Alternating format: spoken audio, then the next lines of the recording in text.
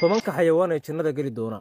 Lambar 1 eygii asxaabul kahfi. Eygan waxa uu horay u siraacay dhalinyaradii diintooda la baxsanayay kadib markii boqorkii la oran jiray Dhaqyaanoos uu soo rogay amar ah in wax kasta oo diinta haysta la soo xirxiro. 2 hashii nabiyullaahi saalix calayhi salaam hal mucjisaha ay ahayd. sababta hashan in adduunka la keeno sababay waxa ay ahayd nabi saalix calayhi salaam ayaa qoonkiisa waxa ay ku xujiyeen haddii aad run sheegayso oo aad rasuul tahay oo alla soo diray buurtan hal geel ah ha dhasho. Lambar 3 wankii nabiyullaahi ismaaciil lagu furtay. nabi ibraahim calayhi salaam ayaa ku riyooday isagoo gowracaya wiilkiisa ismaaciil kadib waagu markuu baryay ayuu soo bandhigay waxa uu xalay ku arkay riyada. Lambar 4 dameerkii Cuseyr. tuulo waqti hore la halaagay ayuu soo maray ninkan Cuseyr ah markaas ayuu inta dameerkiisa geed ku xirtay yiri sidee Allah u soo celin doonaa tuuladan burburtay. Lambar 5 kalluunka liqay nabiyullaahi yuunus calayhi salaam. kalluunkan waxaa la faray inuu luqo nabi yuunus kadib markii uu Allah u cawday ayaa laga soo saaray caloosha. Lambar 6 buraaqadii nabiga lagu dheelmiyay.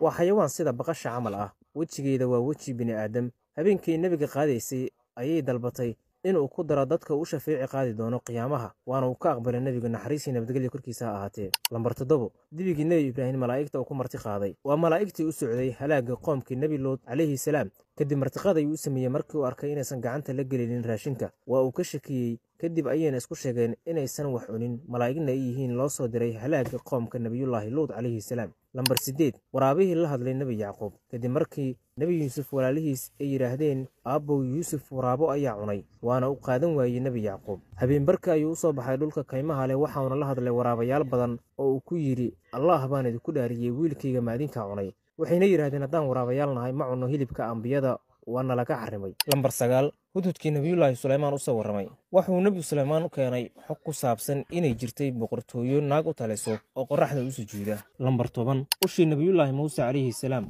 waa ul mucjiso ah waa ushii abaysada noqonaysay mar maska noqonaysay la mid ma aysan ahayn ulaha caadiga ah waxayna ahayd ul ka duwan ulaha kale ee bini'aadamku isticmaalo.